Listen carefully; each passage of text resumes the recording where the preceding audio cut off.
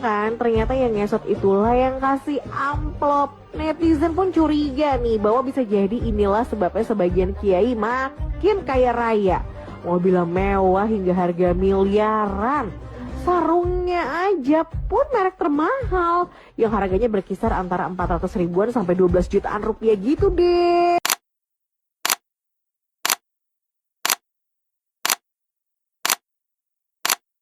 Aku melihat dampaknya ke ini juga. Mungkin di awal itu sifatnya kebiasaan gitu kan. Terus kan dia mengakar tuh.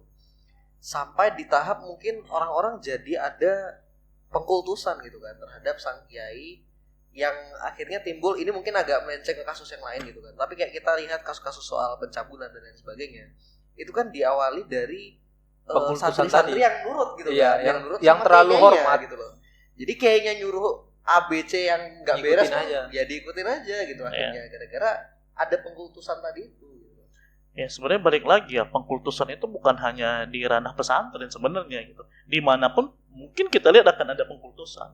Dan harus kita garis bawahi ya bahwasanya pesantren itu ya meskipun memang kita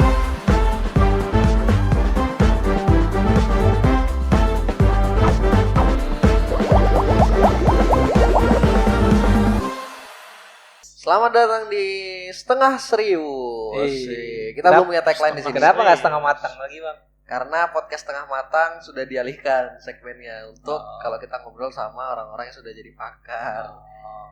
Ya, tapi sebenarnya secara konsep Setengah Serius ini bakal ngebahas isu-isu yang akan dibahas oleh tim aja gitu kan, oleh tim Setengah Matang. Oleh bertiga ya, Bang? Iya. Kalau nanti timnya berempat ya tetap bertiga karena mic kita cuma 3. Nanti beli lagi, Pak. Nanti beli lagi. Tapi Sabar, BTW ada kita waktunya. udah lama nggak podcast bertiga nih. Iya juga ya. kapan terakhir? Aduh, Udah udah lama. Bulan lalu kayaknya. bahas soal guru kemarin ya. Iya, terakhir guru ya. Pendidikan ya. Betul sekali, sudah sangat lama ya. Ya, biasa kurang-kurang terus kita berdua plus bintang tamu. pakai nasi. Tapi aku selalu ada. Iya. Nah, ini mau bahas apa kita nih? Habis ini nggak ada lagi. Iya lagi. Sengaja memang dikasih Pak. dikasih memang ininya Kasih sempatnya panggung kasih terus. panggung. Nanti udah nggak ada lagi nanti. Next. Udah adanya apa nih? Nggak ada. Next. Mau bahas apa kita nih, Bang? Jadi Yang lagi kita viral. ambil isu yang lagi viral ya belakangan ya. Apa itu? Kemarin tuh katanya ada salah satu stasiun TV yang ngebahas soal feodalisme di pondok pesantren. Aku nggak tahu ya bahasanya emang feodalisme dari mereka atau dari ini ya Dari netizen. Dari netizen ya. Ya. Iya, kayaknya itu sih, Bang. Soalnya kan isunya katanya ditampilkanlah tuh cuplikan-cuplikan Ini perlu kita tampilkan kejadian-kejadian. nih. Tampilin aja nanti ya. Cuplikan-cuplikan di ponpes itu hal-hal yang nggak baik gitu kan. Terus kemudian dikomentarlah sama netizen, oh di ponpes tuh begini begitu. Terus ada masuk isu feodalisme dan seterusnya. Kayak kan gitu. Ini mungkin tanggapan Ngobrol beliau lah. nih. Sebagai orang yang banyak berkecimpung di dunia pondok pesantren ya sebelumnya Pondok ya. pesantren. Selain dunia pendidikan. Iya kan. Ya kan cocok dunia pendidikan dan Iya. pondok pesantren. Betul, Itu betul. Sebenarnya Gimana lah menurut Abang isu Iya. ini? Itulah dulu. Isu tentang apa tadi? Feodalisme ya. Feodalisme di pondok pesantren. Sekarang kita bedah dulu apa itu feodal. Itu ya. Kenapa bisa muncul kata-kata feodal? Kan itu kita mesti tahu dulu. Gimana? tanya Haji. Waduh, Apa apa nih ya feodalisme? feodalisme ya, Bang? Waduh, aku nggak nyari pula tadi. Apa ya? Apa ya? Secara terminologi aku juga nggak terlalu. Ya bahasa kita lah, bahasa bahasa mudahnya Inggris. aja supaya mudah di ini juga. Ini pokoknya ada yang satu yang kayak seperti raja. Ya ada perbedaan status yang harus ditaati gitu tuh sama. Itulah Bang. bawahannya. Cemana tuh? Oke, jadi mungkin kita ini sedikit ya, kita bedah dulu ya. Jadi mungkin bahasa feodal itu disalahartikan pada video itu gitu kan. Mungkin mereka mengartikan selama ini ya perlakuan seorang guru tidak usah terlalu berlebihan seperti itu mungkin ya. Jadi muncullah narasi-narasi yang semacam itu gitu feodal. Tapi kita nggak bisa menyatakan itu ini. Dalam artian di dalam dunia pondok pesantren sendiri memang ada ciri khas dan setiap pondok pesantren itu punya karakteristik masing-masing ya. Kebetulan disorotin kemarin itu adalah salah satu pondok pesantren yang jumlah santrinya itu sangat banyak dan terbanyak, termasuk salah satu di Indonesia ya. Paling banyak di dunia, Bang. Di dunia ya. Iya, paling banyak di dunia. Hitungannya berapa? 50 ribu ya. Ya sekitar segitu memang ya, dan alumni juga tersebar kemana-mana ya. Ya ini kalau ada salah mohon maaf lah ya. Jadi kurang lebih segitulah jumlahnya gitu. Jadi memang ada tradisi di mana beberapa pondok pesantren itu memang sangat memuliakan gurunya. Dan memang sih kita dalam Islam juga sangat menganjurkan ya untuk memuliakan guru gitu ya. Karena guru itu bagi kita itu sangat memiliki peran penting gitu. Bahkan kalau kita bedah di beberapa kitab kayak Ta'limul Muta'alim gitu kan, itu sangat menjunjung tinggi adab kepada guru gitu. Bahkan kita itu kalau bisa itu jangan sampai jalan lewat di depan guru, tidak duduk di kursi yang bekas guru itu ini gitu. Saking menjaga wibawa dan marwah dari seorang guru tadi gitu kan. Nah, mungkin ini yang ingin dipraktikkan oleh santri-santrinya gitu. Sehingga dikatakan berlebihan juga kita nggak bisa 100% bilang begitu gitu. Makanya tadi di awal di pengantar disampaikan setiap pesantren itu punya karakteristik masing-masing. Ada yang memang karakteristik pesantren yang ustadznya atau kiainya atau gurunya tidak terlalu seperti itu. Artinya ya salaman biasa saja gitu kan.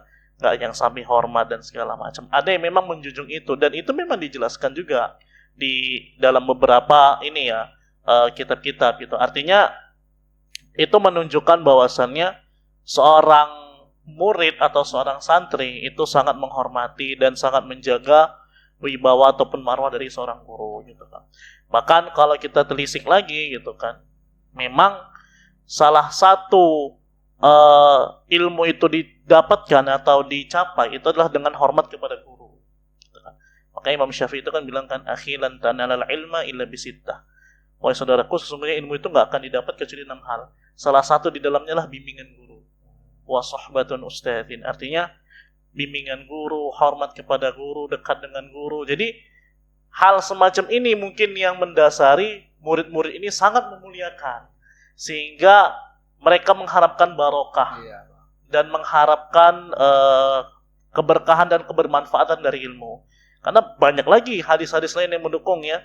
Kita diajarkan itu untuk doa apa? Allahumma inni as'aluka ilman nafi'an. Yang kita minta itu ilmu yang bermanfaat gitu. Bukan ilman katsiran, bukan ilmu yang banyak gitu. Ini menunjukkan bahwasannya peran ilmu itu erat kaitan sama sang ustadz.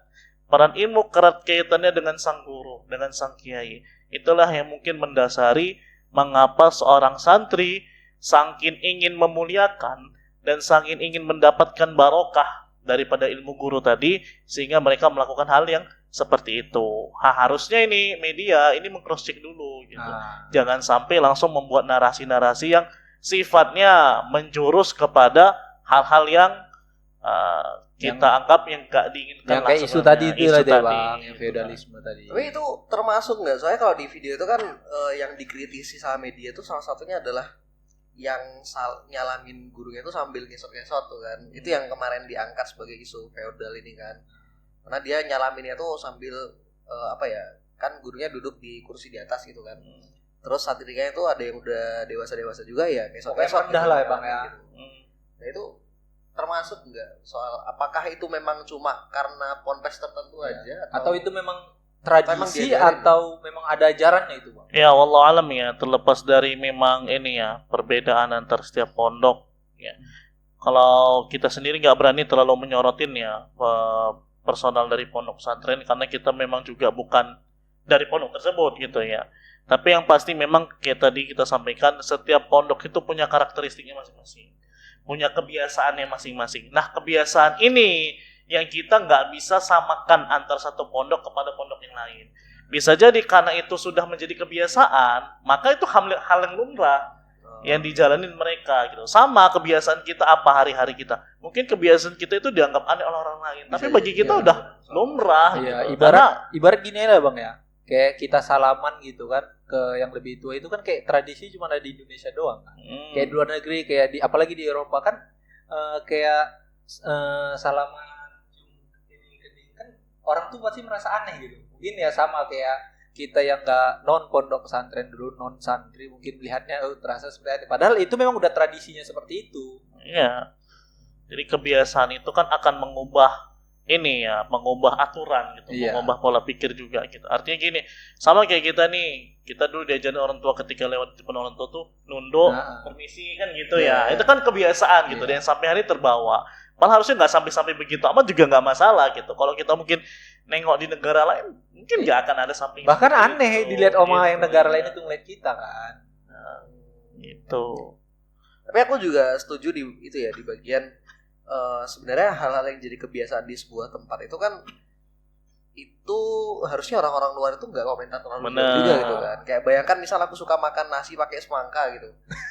Ya itu hakku dong gitu kan, kebebasanku gitu kan, karena aku nganggap itu normal gitu. Walaupun aneh kan Walaupun gitu orang kan. lain nganggapnya aneh gitu kan, tapi kan tidak merugikan orang lain juga Bener. gitu. Iya, betul. Terus ada juga beberapa cuplikan video di sana yang katanya ngamplopin gitu juga kan. Oh ini udah apa?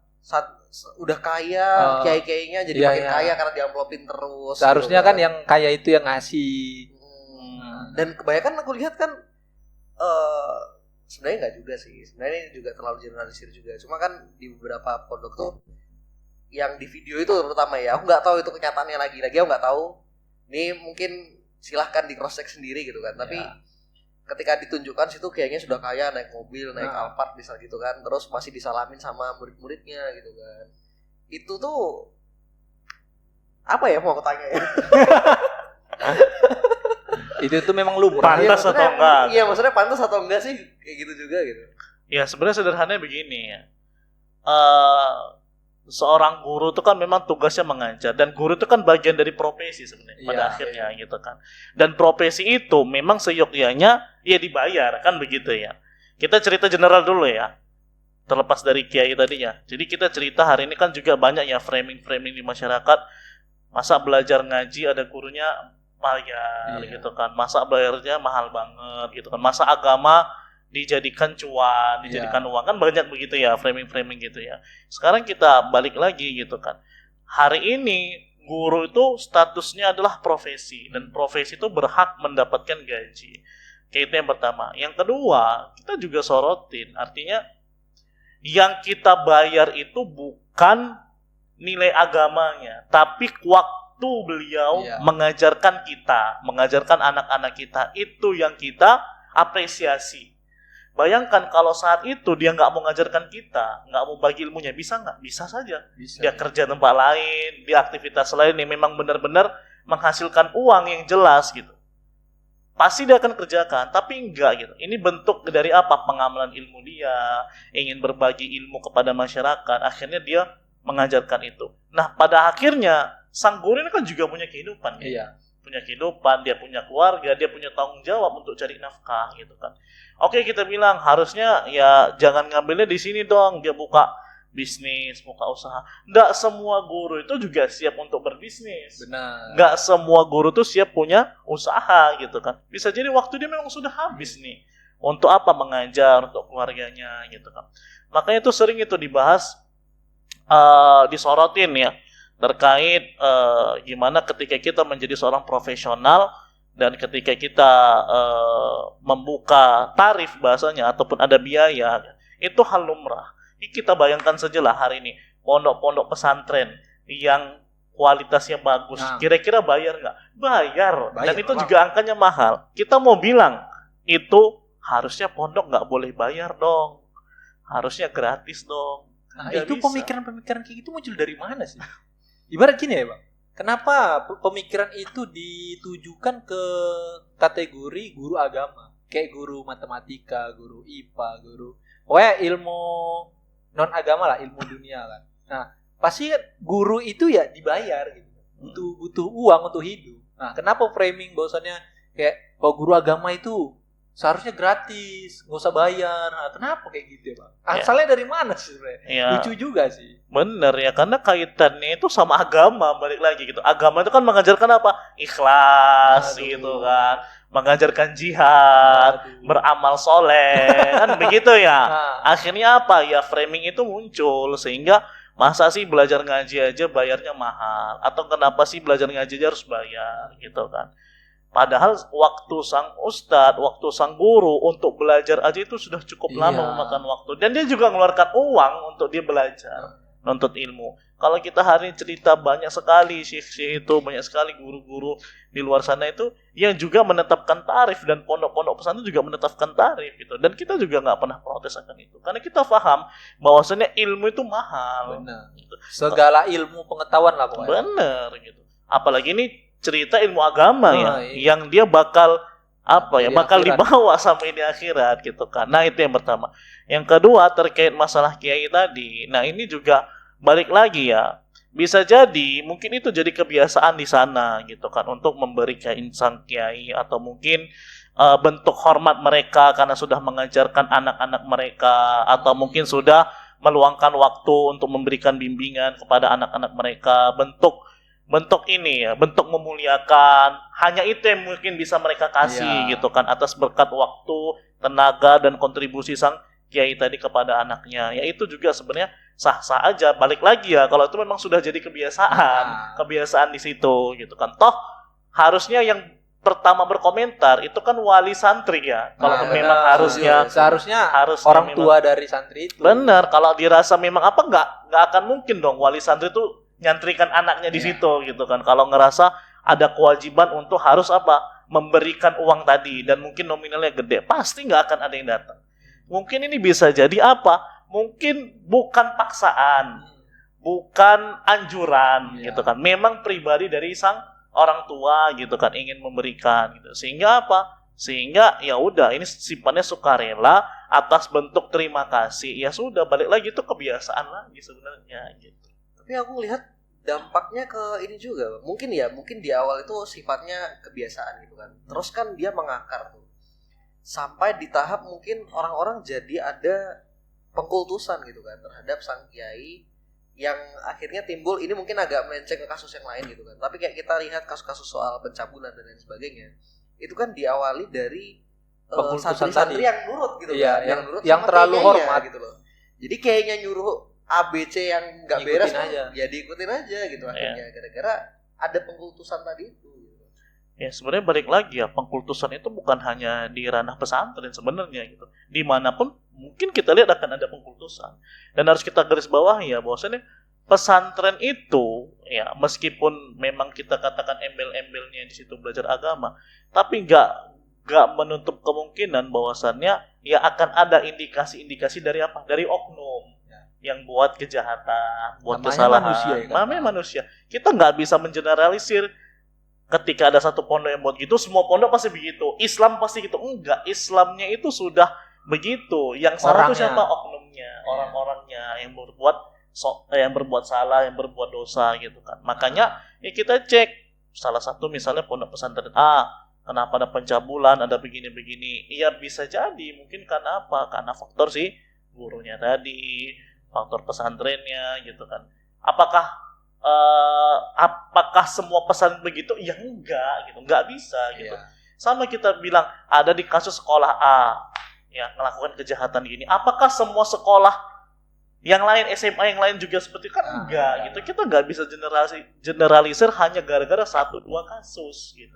Kita harus juga objektif melihatnya, bahwasannya yang salah ini ketika memang tertuju kepada oknum tertentu, ponpes tertentu, ya sudah itu saja. Nggak bisa semuanya general begitu. Kita nggak akan mau kan sebagai orang Indonesia dibilang orang Indonesia itu suka mencuri. Kita marah dong sebagai orang Indonesia kalau ada yang komen, aku enggak kok, faktanya seperti itu gitu kan.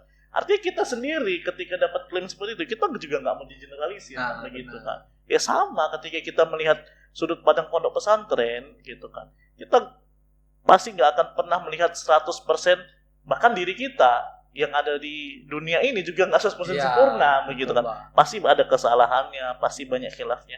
Itu juga yang terjadi pada mereka. Sehingga ketika tapi masalahnya gini, karena pondok pesantren ini bawa agama, sehingga ketika melakukan kesalahan tuh cepat munculnya gitu kan. Kenapa? Karena erat kaitan, masa agama kayak gini sih, Iya. Masa dia hafal Quran begini sih, masa ngajarkan nama begini. Beda sama orang yang belajar umum nih, kan gitu kan. Masih ada pemakluman. Harusnya nggak boleh dong.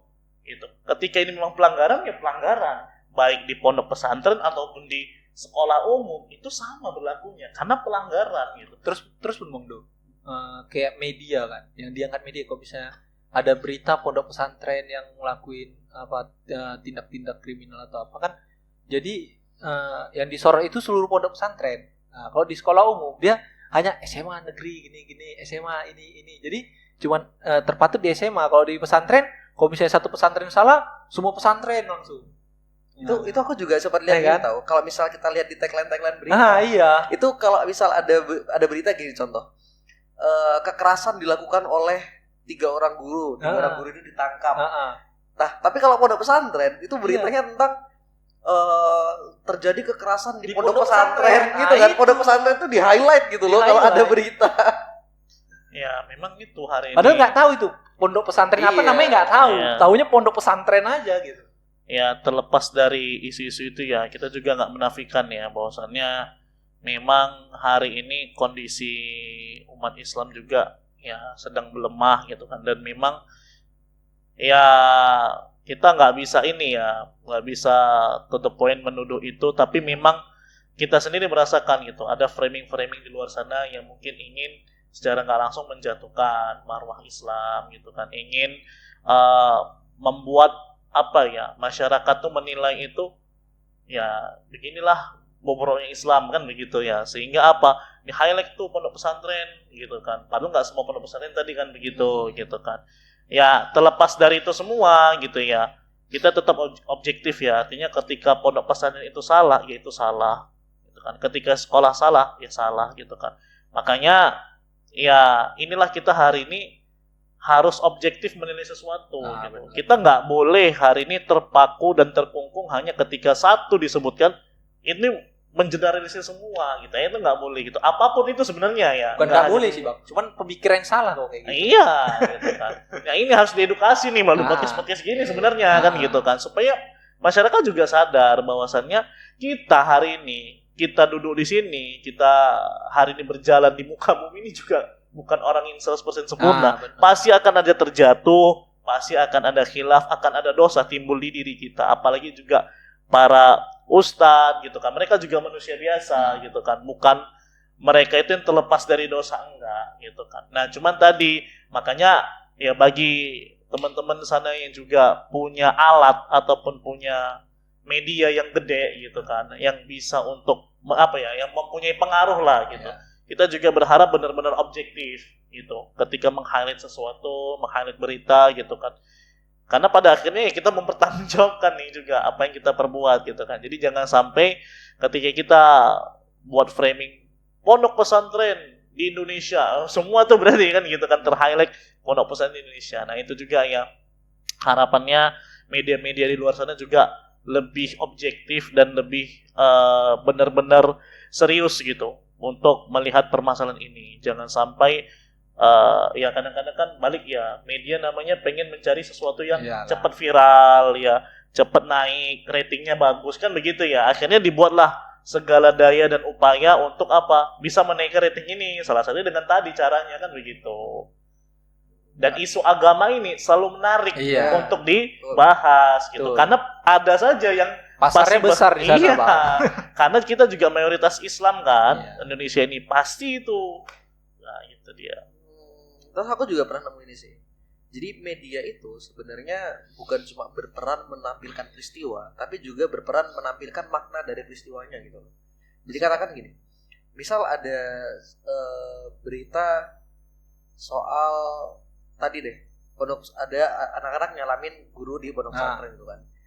Ketika peristiwa itu diangkat, ada murid sedang nyalamin gurunya di pondok pesantren. Itu kan peristiwa yang diangkat kan. Tapi dia bisa menafsirkan makna dari peristiwa itu. Terjadi tindak feodalisme di salah satu pondok pesantren, melihat muridnya tadi itu nyalamin gurunya yang ada di posisi di atasnya. Jadi media itu bukan cuma menampilkan peristiwanya, tapi juga dia berperan menunjukkan makna dari peristiwa itu gitu loh. Jadi framing itu memang kerjaan media gitu kan. Tapi kalau aku lihat-lihat juga gimana ya? Udah jadi ini juga sih. Apa ya? Trust issue juga gitu kan terhadap lembaga-lembaga keagamaan gitu loh. Karena saking seringnya diangkat berita-berita negatif soal lembaga-lembaga agama dan terutama pondok pesantren di dalam kasus ini gitu kan. Ada ya kasus kekerasan di pondok pesantren, pembulian, pencabulan dan sebagainya. Mau nggak mau orang akhirnya akan memandang itu dengan nama yang jelek gitu. Benar Bang. Akhirnya orang-orang sekarang jadi lebih takut menyekolahkan anak di pondok pesantren gara-gara ada berita-berita tadi. Tapi ya Bang, coba kita pikir, kita bandingkan lah sekolah pesantren sama sekolah umum biasa. Apalagi belakangan ini kan banyak juga isu-isu yang menarik tentang sekolah biasa kayak guru dipecat, kepala sekolah dipecat. Pernah dengar nggak? Baru-baru ini yang gara-gara merokok itu kan. Coba kita bandingkan lah sekolah umum sama pesantren. Pesantren ada nggak kejadian isu kayak gitu? Murid merokok ditegur, kepala sekolahnya dipecat. Nah, mungkin ponpesnya boleh merokok mungkin. Lo kan kita lagi-lagi nggak menjelaskan. Iya benar bisa Bang. Biasanya kan ibarat penilaian pesantren itu terhadap maksudnya apa? Murid-murid di pesantren sama di sekolah biasa beda untuk menilai bahwasanya guru. Maksudnya jujur lah, aku itu baru tahu bahwasannya adab kita nggak boleh duduk bekas tempat kursi guru. Padahal dulu sekolah SMA sering di meja guru. Sesuatu yang lumrah lah di sekolah-sekolah biasa kayak aku dulu SMA, SMP. Seringlah ada anak-anak atau teman-teman yang guru yang belum datang duduk di kursi gurunya. Bahkan kalau misalnya gurunya lagi ini ribut di belakang. Kadang-kadang ada juga yang bahkan yang ngajak berantem sama gurunya. Cuman kalau di pesantren aku malah respectnya gitu terhadap santri-santri itu terhadap gurunya, walaupun yang kita lihat pengkultusan yang berlebihan itu pun tidak baik ya kan. Tapi kita lihatlah positifnya kan terhadap adab-adab santri-santri dan pelajar-pelajar ini terhadap gurunya masing-masing. Kan beda sih sekolah biasa sama pesantren. Jauh lebih beradab ya. Jauh lebih beradab menurut aku ya Bang ya. Bahkan kalau pengalaman Abang lah di sebagai guru. Ya benar. Jadi Abang sendiri kebetulan udah pernah ya berada di jenjang SD, SMP, SMA ya. MI, MTS, MA ya. Jenjang dari yang umum sama yang keagamaan itu udah pernah. Dan juga pernah di pondok pesantren. Dan beda memang. Hormatnya anak pondok pesantren dengan hormatnya anak-anak umum itu jauh. Kalau bisa Bang bandingkan mungkin ratingnya ada di 1 sama 10 gitu. Coba Bang, contoh kasus dulu Bang, contoh kasus. Sangat jauh. Iya. Contoh sederhana lah. Ketika kita sudah datang, itu murid-murid santri itu sudah duduk, bahkan sebelum kita datang santri itu udah duduk. Ini pengalaman ketiga di Jawa ya. Jadi itu pas masuk jam 9 ya. Jadi ketika kita mau masuk tuh kan, masuk. Itu mereka lagi tidur-tiduran sebelum itu kan. Tiba ketek buka pintu. Udah sibuk tuh. Gini kan. Kadang-kadang yang ngantuk pun kan masih kan begini-gini mereka kan. Nah itu mereka nggak akan kemana-mana sebelum ustadznya duduk buka. Setelah abang menyampaikan mukadimah di awal, barulah ustadz mau izin mau kamar mandi. Jadi mereka menghormatin dulu gurunya, duduk dulu selesai gitu. Bahkan itu mereka menyediakan minum gitu gurunya gitu kan. Terus mereka antusias ketika ada ketika majelis itu satu pun nggak ada yang bicara, nggak ada yang ngobrol sama teman-temannya. Nah, kalau sekolah biasa Bang? Sekolah biasa ya jauh lah. Gurunya datang aja masih ribut kok. Iya, Datangnya aja nggak peduli ya, gitu kan. Jangankan itu, kadang-kadang kita pernah dapetin ya di belakang masih main game, main HP gitu kan. Orang juga ada keluar asap-asap dari belakang juga gitu kan. Nggak tahu lah apakah bakar obat sampah nyamuk mungkin Bang, obat nyamuk lah gitu kan. Tapi ya itu cerminan pondok pesantren dan dan sekolah umum. Nah kita bilang hari ini pondok pesantren nggak baik. Buktinya banyak ini kok. Dan ya karena abang udah ngerasain sendiri ya. Memang faktanya juga pondok pesantren ini sangat-sangat sangat-sangat menjadi sekolah yang bisa melindungi hari ini anak-anak dari mara bahaya pergaulan-pergaulan di luar sana. Karena apa? Pembentengan adab, akhlak kepada guru, sopan santun, bicara, hormat kepada yang lebih tua, sesama teman, itu sebenarnya benar-benar diajarkan. Sehingga apa? Anak-anak teratur, mulai dari bangun pagi ngapain, kan itu anak-anak aktivitasnya asrama kan. Akhirnya kan terbangun nih kebiasaan-kebiasaan baik kan. Sehingga ketika mereka pulang itu orang tuanya ngaku bahwasannya anak saya alhamdulillah udah terbiasa dengan sholat 5 waktu ke masjid, sudah ada waktu untuk baca Quran, sudah ada waktu untuk apa, bantui saya cuci piring, bantui saya cuci pakaian. Nah, itu kan sebenarnya pembiasaan yang nggak ada didapatkan di sekolah umum kan. Karena dia nggak menjumpai 24 jam ada di pesantren yang ikut aturan itu gitu kan. Nah itu sebenarnya. Maka kalau ditanya perbandingannya ya sangat jauh gitu. Makanya sekali lagi harus objektif. Kalau memang ada kesalahan pondok pesantren, kita bilang kesalahan. Kita harus objektif. Sama juga sekolah. Kalau salah ya kesalahan iya, sekolah bener, juga. Gitu. Nggak boleh kita generalisasi pesantren Semua rusak, gitu. pesantren gitu kan jelek semua, sekolah enggak gitu. Ya kita bilang jelek pesantren maupun enggak, yang bagus kita juga tetap objektif bilang bagus. Seperti itu. Aku nemu ini juga ya, masalah yang terjadi itu karena kiblat kita sekarang ketika bicara soal pendidikan itu kan wilayah-wilayah barat sekarang, wilayah Eropa kan, yang mana menjunjung tinggi prinsip-prinsip egaliter gitu kan. Jadi semua orang tuh dianggap setara. Bahkan kalau aku nggak salah di barat itu kita boleh manggil guru pakai namanya. Iya bang, banyak tuh di film-film tuh bang. Ya kan? Kita manggil guru itu pakai namanya dan itu guru nggak marah. Memang mereka tuh membawa prinsip kesetaraan antara guru murid. Jadi siapapun tuh punya, entah dia profesor atau apapun, itu tuh egaliter gitu kan, setara mereka buatnya. Nah prinsip itu tuh diangkat oleh masyarakat Indonesia sebagian saat ini sebagai prinsip yang menjadi junjungan. Makanya ketika melihat ada praktik-praktik seperti di pondok pesantren, karena gini ya, kalau di ponpes itu kan takzim itu kan datang dari murid kan, bukan dari guru yang memerintahkan, ayo kalian perlakukan guru saya seperti ini gitu kan. Nah Tapi itu bisa diperjelas tuh bang, biar teman-teman yang di rumah bisa tahu tuh. Nah itu ngomong kamera nih. Jadi kalau kita perhatikan baik-baik, yang datang di pondok pesantren itu tuh ketika ada penghormatan terhadap guru, itu tuh datangnya dari murid gitu loh, bukan gurunya meminta, ayo hormati saya, ayo salamin tangan saya, ayo cium kaki saya dan sebagainya. Itu tuh bukan datang dari gurunya, tapi memang muridnya yang ingin menghormati dengan cara yang dia mau gitu kan. Yang tentu mungkin diajarkan melalui ilmu pengetahuan gitu loh, bukan permintaan guru. Kalau aku nangkapnya gitu sih. Sedangkan kalau praktek feodalisme itu kan datangnya dari atas kan, ke bawah. dari atas ke bawah kan, yang nyuruh, ayo kalau saya belum berdiri kalian nggak boleh berdiri kayak gitu kan. Jadi hal-hal yang sifatnya datang dari atas dan itu datangnya dari perbedaan status gitu kan.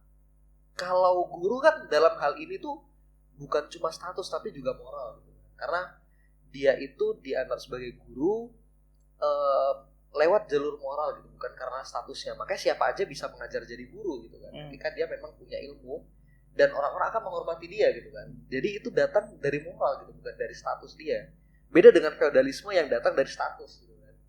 Oh saya pejabat nih, kalian bawahan saya nih, kalian rakyat jelata gitu kan. Nah itulah muncul feodalisme di sana gitu kan. Nah ini tuh sekarang jadi kiblatnya gitu loh orang-orang di Indonesia. Atau ya pertama aku juga bisa nyalahkan juga gitu kan, karena budaya yang mereka pilih ya budaya itu ya hak mereka gitu kan. Kita memakai budaya apa ya itu hak kita juga gitu kan. Cuma ketika mereka mencampur adukan, oh ini prinsip feodalisme dari sudut pandang mereka, itu yang nggak benar menurutku gitu loh. Karena ayo lihat dari kacamata yang di posisi tersebut gitu loh. Lihat dari kacamata anak santri, apakah menurut mereka ini feodal atau enggak gitu kan. Kalau ya kita sebagai santri misal gitu, kita nganggap orang luar liberal gitu kan, dari tidak kacamata beradab kita, gitu kan. tidak Tidak beradab beradab gitu kan. Ngomong sama guru aku kamu gitu kan, ayu gitu, terus panggil nama gitu kan, itu kan nggak sopan, nggak beradab di mata gitu, santri. dari mata santri. Jadi kecampur-campur sih aku lihatnya gitu kan. Karena ada prinsip egaliter tadi itu yang diangkat oleh masyarakat Indonesia sebagian, dia itu bawa ini ke semua kacamata, yang akhirnya jadi ke objek tadi itu. Karena kan objek itu kan harusnya kita mandang dari objeknya gitu kan. Apa yang dilakukan sama objeknya gitu kan, bukan dari kacamata kita aja gitu kan. Lihat apa yang dilakukan, kalau menurut kita pun kita nggak setuju, bukan berarti itu salah gitu kan. Jadi penting untuk objektif ketika menilai sesuatu, kayak misalnya Bang Dido tadi. Dan penting juga ya, artinya gini, ketika kita melihat sesuatu, pertama memang objektif ya. Terus kalau memang ini nggak sesuai dengan apa yang menjadi prinsip kita tanya. Ya, jangan langsung dijudge. Jangan kan, langsung Bang? dijudge. Makanya dalam Islam ada istilah tabayun kan begitu ya. Kita tanya, kita cross check, kenapa bisa seperti itu? Karena prinsip saya itu agak bertentangan. Nah, Ya kan, nggak sesuai dengan kebiasaan kita, nggak sesuai dengan prinsip kita. Kita tanya, oh ternyata prinsip yang dia jalankan A, B, C. Oh ternyata memang ada nih landasannya. Oh ternyata memang ada praktiknya. Sudah, kan saling menghargai itu pada akhirnya kan indah ya. Karena pada akhirnya kita juga akan berbeda-beda satu Ya. dengan yang lain gitu, nggak akan sama gitu kan. Dan benar prinsip-prinsip yang datang dari Eropa itu juga silakan masing-masing orang akan mempertanggungjawabkannya masing-masing kan begitu ya ketika dia pengen membawa, tapi hargain juga orang-orang yang mempunyai prinsipnya sendiri gitu kan. Jangan sampai apa ketika dia punya prinsip dia mempertahankan prinsip dia dan prinsip dia harus diikuti oleh orang lain. Nah itu kan yang jadi masalah kan, itu yang jadi dilema gitu kan. Akhirnya apa? Akhirnya rusaklah tatanan yang udah dibangun, akhirnya saling menjudge, menjelekkan, mendodong sana sini gitu kan. Nah ini kan yang terjadi hari ini kan. Iya. Karena kita apa? Kurangnya ilmu, kurangnya bertanya. Kita asal menuduh, padahal ilmu kita baru satu. Bisa jadi ilmu yang dia amalkan atau yang dia kerjakan itu ada yang lain dan itu memang juga benar ilmunya kan begitu. Nah makanya objektif itu memang benar-benar harus dijunjung tinggi gitu. Supaya apa? Supaya kita bisa berlaku adil di setiap posisi dan kondisi. Nah begitu. Mungkin ibarat gini lah ya Bang ya. Mungkin kita ketidaktahuan kita itu bukan karena ralat. Ketidaktahuan kita itu bisa jadi karena kita kurang mendapat ilmu itu. Contoh gini, orang Jepang, orang Indonesia. Orang Indonesia pergi ke Jepang gitu kan. Nah, kita nih orang Indonesia makan depan orang Jepang pakai tangan. Pasti kan dianggap sama mereka itu jorok. Nah, jorok. Langsung ngejudge gitu kan. Sebenarnya kan nggak boleh. Harusnya kan pasti orang Jepang tuh pasti kan kalau misalnya kita mau bersikap objektif kita cari dulu kenapa dia makan pakai tangan. Nah, rupanya setelah ditelisik sama orang Jepang itu, oh ternyata ini budayanya, tradisinya dan dianggap di Indonesia itu ya hal wajar gitu kan. Nah, ibarat gitu juga mungkin teman-teman netizen juga yang mengejudge duluan itu karena ketidaktahuan tentang adab terhadap guru itu. Nah, macam aku sendiri kan, aku baru tahu bahwasannya ya adab terhadap guru itu ya nggak boleh yang tadi yang kita sebutin tadi.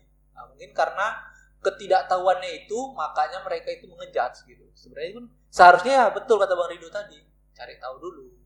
Jadi jangan asal ngejudge. Mungkin kesalahan yang kamu anggap itu karena ya nggak tahu informasi itu, gitu. Kurang mendalami gitu. Jadi ya cross check lagi. Tapi aku sempat bingung ini juga sih. Ada tabrakan gitu antara kita mau Makan lagi Bang. Sambil makan ya.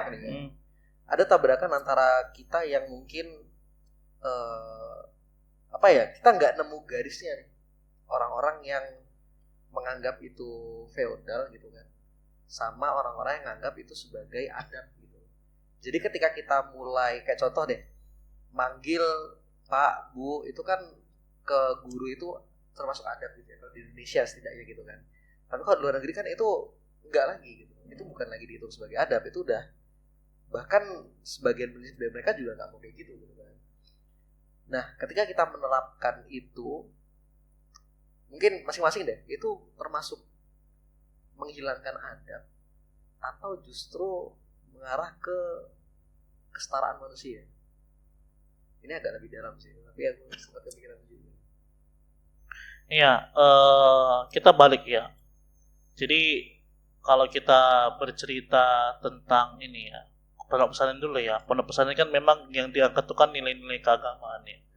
Di mana memang acuannya siapa? Ya ulama-ulama yang berdasarkan kepada Al-Qur'an dan hadis kan begitu ya. Maka mereka pun akan merujuk ke sana, termasuk ulama-ulamanya dahulu tuh gimana praktek belajarnya. Gimana praktik menuntut ilmu. Karena menuntut ilmu itu pada hakikatnya zaman dulu dan zaman sekarang itu sama. Menuntut ilmu gitu bahasanya gitu kan. Gimana perlakuan mereka kepada guru. Gimana adab mereka kepada guru. Nah itu yang jadi tolak ukur.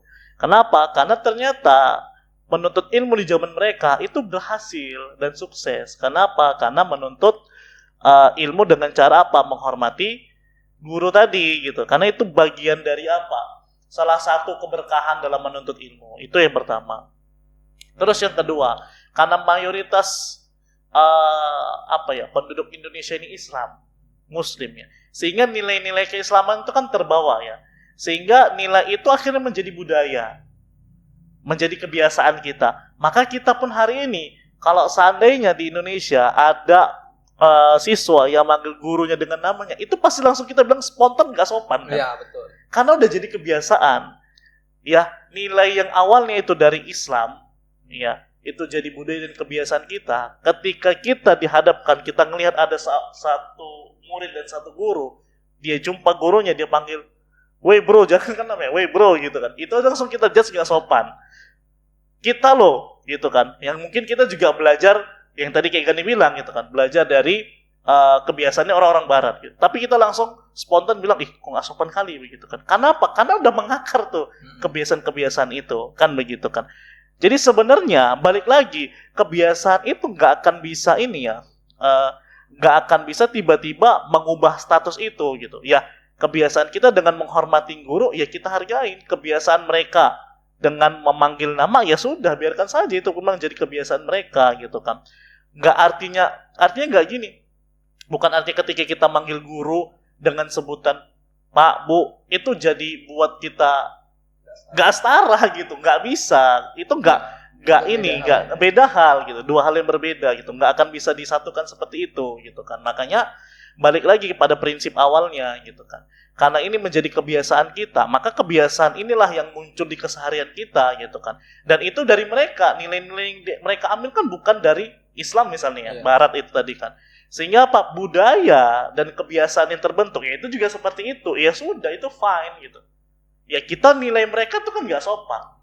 Dan mereka nilai kita nggak setara, ya sudah kan, ya bener gak akan nemu titik. Ya sebenarnya Bang, kalau kita bicara kesetaraan, memang sebenarnya kalau kita bicara tentang kesetaraan, kalau menurut aku ya, kayak di dunia ini ya khususnya, konsep kesetaraan kayak feminisme atau yang kayak bilang, kayak yang guru, kalau misalnya manggilnya bro itu harus, kalau misalnya kita manggil Pak, Bu itu nggak setara di waktu. Kalau menurutku ya kayak aneh aja gitu.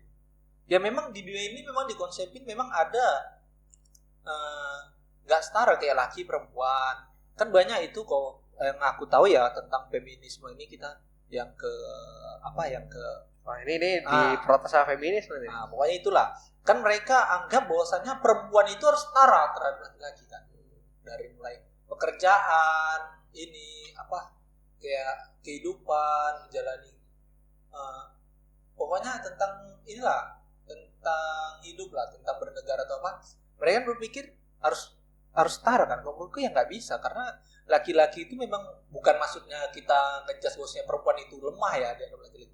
Memang kalau disuruh untuk semua pekerjaan memang perempuan bisa ya aku pun setuju itu. Maksudnya yang aku anggap di sini bukan semuanya itu harus setara gitu loh. Memang ada perbedaan antara laki dan perempuan. Jadi ibarat ya gitu Bang.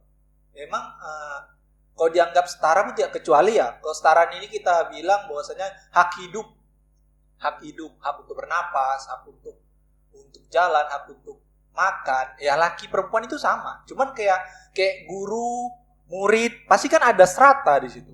Ada ketidaksetaraan antara mulai dari misalnya guru dan murid itu ilmu, laki perempuan itu tenaga dan fungsi atau fungsi biologis, hak biologis, pokoknya itulah. Nah, gitu sih menurutku. Jadi ya kayak konsep kesetaraan dianggap semua harus setara, kayak menurutku nggak fair lah, nggak fair. Memang ya seharusnya bukan karena kasar ya saling menyimbangi lah. Kayak laki-laki kuat, perempuan misalnya tenaga yang kurang kuat, ya kita laki-laki sebagai kepala rumah tangga atau apa tugasnya melindungi, perempuan atau apa tugasnya menjaga. Kayak guru dan murid. Guru yang ilmunya lebih tinggi dan murid yang ya kita bilang dia mau belajar, itu kan ada ketidaksetaraan di bidang ilmu pengetahuan kan Pak. Nah, guru yang mengajarkan, nah itu kan yang menyebabkan itu ketidaksetaraan gitu loh. Ngerti nggak sih? Mungkin agak belibet ya. Pokoknya kalau menurutku kalau kesetaraan itu ya untuk hak hidup, hak untuk makan, hak untuk jalan, nah itulah itu masuk kesetaraan. Cuman kalau misalnya kayak guru dan murid ya itu memang udah nggak setara, kayak laki perempuan gitu menurutku. Tapi gimana kalau misalnya aku bilang gini, salah satu alasan kenapa pendidikan itu tidak maju, terutama ini beberapa pakar yang menyebutkan gitu kan, kalau adanya strata antara guru dan murid. Contoh gini, kita jadi gak berani menegur guru itu salah karena adanya kasta. Jadi murid itu nganggap guru selalu lebih tahu, selalu lebih benar. Akhirnya karena ada pandangan seperti itu, guru salah pun tetap dibenarkan. Tapi yang nggak bagusnya kalau kayak gitu bang, semua digeneralisir gitu. Kalau gurunya nggak salah pun ya dianggap aja, oh aku sama aja kayak guru tuh. Ibarat kayak di sekolah biasa kan, kayak murid gitu, makanya terlalu lancang misalnya guru nerangin gitu kan, menganggap alah paling ilmunya seberapa lah, sama kayak aku. Nah, kan pemikirannya sama kayak gitu kan, setara gitu. Bukan itu maksudku, tapi kesetaraan sebagai seorang manusia gitu loh. Jadi ketika panggilan tadi itu untuk membedakan kasta sebagai manusia, itu bisa mengakibatkan maksudnya. Jadi kita tuh terlalu mengkultuskan sosok yang kita anggap lebih mulia. Nah, ketika ada hal seperti itu, pengkultusan tadi itu, kita jadi nggak bisa negur. Kayak contoh tadi deh, misalnya guru tadi kan, kalau statusnya soal sebagai seorang manusia kita bedakan, akhirnya kita nggak mau negur ketika dia salah. Tapi tapi ini bukan penyamaan berdasarkan ilmu pengetahuan gitu, tapi kasta sebagai manusia gitu. Oh, tahu bang. Gitu. Gimana kalau misalnya kayak gitu? Benar juga sih. Yang gua angkat kan dari ilmu pengetahuan, memang seharusnya memang harus ada kesetaraan, ketidaksetaraan itu bang. Gitu. Bukan kalau dianggap yang kayak bilang yang kayak orang Eropa egaliter. Nah, egaliter tadi kan harus setara gitu. Jadi tidak ada, walaupun aku kan guru kan, tidak ada penghormatan, tidak apa. Jadi wajar lah. Rakyat Indonesia ini kan SDM kan enggak gitu. SDM kan enggak. Yang kayak yang kita anggap setara kayak gitu aja banyak di sekolah-sekolah biasa, murid pukul guru. Murid merokok gitu, guru kepala sekolahnya dipecat. Padahal ya menurut aku kepala sekolahnya ibarat gini lah bang, aku merokok di sekolah gitu kan, udah tahu salah kan. Ya wajar aku ditegur, dimarahin atau apa. Nah, bukannya gurunya yang malah ditekan sampai dikeluarkan gitu, dipecat. Ya, tapi gimana kalau gurunya yang salah? Gurunya yang salah di mana bang? Ya contoh nih, lagi-lagi aku ngangkat kasus di Ponpes ya misalnya, karena kasusnya mungkin lebih cocok ketika diangkat ke sana gitu kan. Misal di Ponpes gitu kan, ada guru yang menghamili muridnya gitu. Dia itu si murid menganggap itu sebagai hal yang benar karena gurunya selalu benar, karena dia menganggap sosok guru adalah sosok yang lebih mulia, lebih tinggi daripada dia gitu. Ya gara-gara ada kata-kata kayak gitu, karena gini loh, munculnya pengkultusan itu mengakibatkan power of abuse gitu. Kita jadi berani untuk menyalahgunakan kekuasaan yang kita punya gara-gara adanya ketidaksetaraan tadi itu. Akhirnya kan muridnya bebas diapa-apain gitu. Oke, ini sudut pandang sebagai guru ya. Jadi berarti ada yang belum tuntas dia sebagai guru sebenarnya. Kalau bilang ini karena abang sebagai pelaku langsung ya. Ketika abang ngajar, abang selalu sampaikan ke murid-murid atau ke santri atau ke siapapun yang pernah abang ajarkan, abang sampaikan, kita hari ini sama-sama belajar. Maka ketika dijumpain kesalahan, pasti guru itu akan salah. Gitu. Apakah mungkin dari cara menerangkan, atau mungkin jawabannya, atau mungkin dari cara penyampaian, apapun itu, pasti akan ada mungkin silapnya, nggak pasnya. Nah, nggak apa-apa sampaikan. Gitu. Karena memang itulah pada akhirnya apa? Pada akhirnya guru tadi itu bisa refleksi dengan dirinya sendiri. Artinya guru itu nggak mengklaim akhirnya dia jadi super power gitu. Dia anti kritik gitu. Nggak bisa diapa-apain, enggak. Berarti dia gitu. bukan guru kok. Berarti gitu. Bukan guru gitu. Karena abang sendiri ya ketika mendapatin belajar juga sama guru. Gurunya juga bilang gitu kok. Gitu. Sampaikan aja, ini kita sama-sama belajar, pasti dalam satu masa dan kita pun Anggaplah gurunya nggak ngomong gitu. Gitu kan. Tapi dia nyampaikan ada yang salah. Kita bisa kok nyampaikan. Gitu kan. Tapi dengan cara yang apa? Dengan cara yang santun. Dengan cara yang baik. Izin Ustaz, mohon maaf Ustaz, kalau nggak salah tadi yang Ustaz sampaikan tadi di poin A begini ya Ustaz. Tapi setahu saya Ustaz di beberapa pembahasan lain ini gimana ya kira-kira. Nah itu kan lebih bahasanya lebih manusiawi ya. Dan abang rasa pun siapapun orangnya kayaknya akan lebih bisa menerima deh gitu kan dengan kondisi gitu. Balik lagi kalau dia nggak bisa menerima dia berarti bukan guru sejati kalau bilang gitu. Artinya anti kritik dia gitu, gak mau dia disalahkan apapun jadi urusan. Kita sebagai guru harus sadar, kita juga guru, kita juga butuh belajar, dan kita seorang pembelajar yang sepanjang hayat pembelajar sejati. Justru guru kok abang bilang derajat belajarnya itu harus lebih dari muridnya. Gitu, nggak boleh dia ngerasa aku sebagai guru, aku udah punya murid, aku udah bisa ngajar, udah cukup sampai di sini. Enggak. Justru guru itu yang harus apa? Harus lebih. Gitu dalam apa? Dalam belajar. Supaya apa? Supaya ilmu yang ditransferkan ke murid. Makanya di zaman dulu itu ulama-ulama tuh sering saling menuntut ilmu, saling datang ke majelisnya. Supaya apa? Padahal mereka itu sebenarnya udah tahu ilmunya. Jawaban dari pertanyaan-pertanyaan itu udah tahu. Yang mereka butuhkan apa? Gimana cara ulama tersebut atau guru tersebut ketika menghadapi pertanyaan-pertanyaan yang sulit. Gimana menghadapi audiens mungkin yang nggak bisa diatur atau apapun lah itu kondisi-kondisi di majelis, karena kondisi-kondisi ketika kita ngajar itu akan berbeda gitu dari teori-teori yang ada hari ini. Misalnya kita ngajar nih, kita ngelihat nih kondisi murid-murid kita nih susah diatur. Nah kita sebagai guru kan juga ngelihat gimana cara guru ini menenangkan muridnya, gitu kan? Karena kan teori-teori gitu kan nggak pernah diajarkan dan nggak ada teori-teori seperti itu gitu kan. Nah tapi itu based experience berdasarkan pengalaman, oh ternyata begini.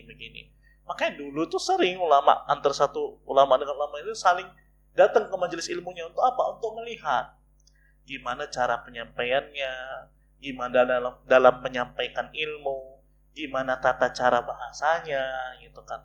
Mereka nggak lagi cari ilmu jawaban dari itu, mereka cari gimana nih mengatur proses pembelajaran tadi.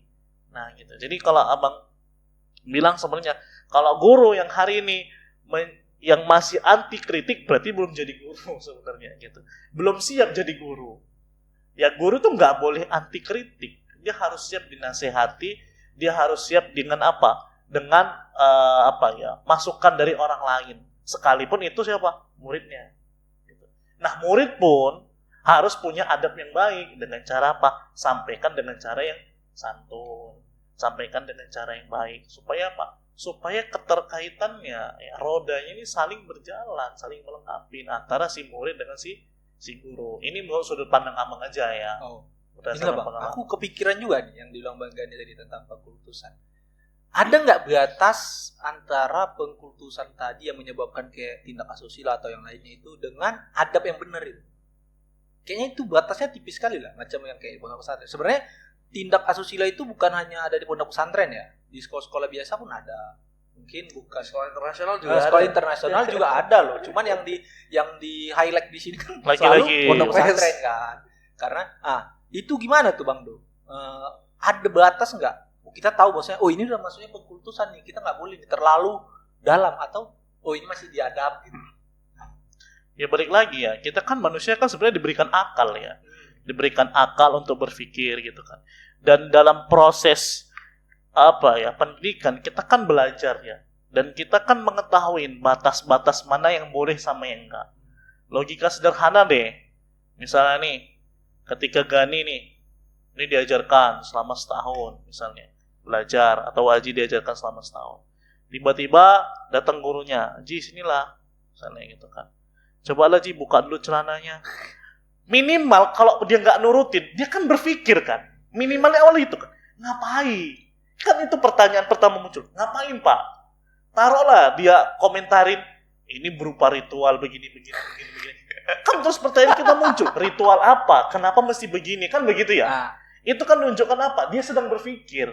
Betul. Dia kritis. Minimal itu dulu yang ada sama diri dia gitu. Makanya pengkultusan itu disebabkan karena apa? Karena tadi kita juga sebagai manusia ya, atau sebagai orang, kita juga nggak siap untuk berpikir kritis gitu.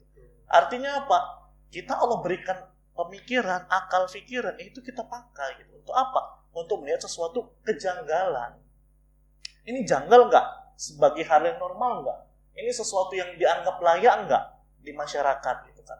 Sekalipun itu guru kita, kalau memang nggak layak, ya sampai suruh turun celana dan segala macam ritual apa dia bilang kan nggak layak, ya sudah, berarti bukan itu ininya gitu. Mungkin ya kalau menurut bahasa aku ya, bahasa matematika misalnya, karena aku jurusan matematika, mungkin ibarat kita belajar dari SD 2 tambah 2 itu 4, itu kan termasuk aksioma kan. Aksioma. Nah, datang ada satu guru ngajarkan maksudnya bukan, aksioma ini salah. Ya kita tanya kenapa bisa salah? Iya. 2 tambah 2 itu ya memang aksiomanya itu 4. Enggak, kata guru 2 tambah 2 itu sama dengan 5. Ya kita harus nanya gitu, jangan asal ikut 2 plus. Oh, 2 tambah sama 2 tambah 2 itu sama dengan 5. Ya kita di mata orang lain pun seluruh dunia pasti salah gitu. Karena itu menyimpang. Menyimpang. Nah, minimal Dari itu. aturan yang mendasar kali sih Benar. menurutku. Makanya itu yang harus kita punya dulu. Semuanya, nggak hanya cuma santri, semua orang harus punya itu. Seluruh ilmu pengetahuan gitu. Seluruhnya harus. Manusia harus bernapas dengan paru-paru, itu kan udah fakta. Bumi bulan. Bulan fakta ya guys, bulan fakta. Masih ada yang bilang bumi ini. Jadi artinya apa? Sederhananya kalau kita seandainya menggunakan akal pikiran kita ketika menjumpai kejanggalan, minimal kita bertanya. Berpikir lah minimal. Berpikir kok bisa ya? Kenapa ya? Apa Why? memang begini ya? Kan begitu. Itu yang akan muncul. Sehingga apa? Ketika benar-benar ada di posisi akhir mentok, ya kita kan bisa putuskan apakah memang ikut atau enggak. Ini termasuk tindakan negatif atau enggak, tindakan yang benar atau enggak, kan gitu kan pada akhirnya. Tuh. Satu hal lagi yang aku tangkap dari peristiwa ini ya, yang soal kemarin itu, aku melihat adanya teknologi juga berpengaruh besar di sistem. Aku nggak tahu apakah term ini benar atau enggak, tapi ada yang namanya egaliter digital gitu. Ini mungkin term aku buat sendiri mungkin. Aku nggak tahu apakah benar ada atau enggak. Kasih tau Bang, kasih tau. Jadi gini loh, ketika kita di media sosial, kita tuh bakal menganggap semua orang setara. Ya. Pernah nggak sih kita ngomong di media sosial pakai oh mohon maaf bapak gitu kan? Padahal kita nggak kenal, mohon maaf ibu, kan nggak ada kayak gitu kan? Karena kita nganggap semua orang di media sosial itu setara gitu kan. Jadi ketika ada media yang menyampaikan begini, kita tidak lagi punya rasa hormat terhadap siapapun yang ada di media sosial. Dan aku ngerasa di zaman dimana klik itu serba cepat, menyiapkan jeda itu adalah sebuah kebijaksanaan. Jadi ketika ada sebuah peristiwa, jangan langsung menghakimi sesuatu tanpa kita melihat dari kacamata yang lebih holistik gitu. Kita melihat itu dari sudut pandang yang lebih menyeluruh, baru kita bisa tentukan nih benar atau salah gitu. Betul. Saat ini kekurangan orang-orang adalah kita sangat cepat. Apa-apa tuh cepat banget kan. Berita jelek, like, komen, share ke grup keluarga gitu kan. Padahal kita belum tahu nih kebenaran beritanya gitu kan. Termasuk tadi itu, harusnya media juga tidak terlalu cepat ketika menilai sesuatu sebelum cross check lebih jauh gitu loh, apa yang sebenarnya terjadi di sana dan dengan kacamata yang tepat. Karena media itu punya tanggung jawab yang besar sebenarnya. Ya kan tadi yang di awal aku bilang tadi kan, kalau media itu bertanggung jawab bukan hanya penyampaian peristiwa, tapi juga makna dari peristiwa itu. Ya sebenarnya semua sih ya. Ketika media, kenapa media seperti itu? Ya pasti ada yang ingin mereka cari kan.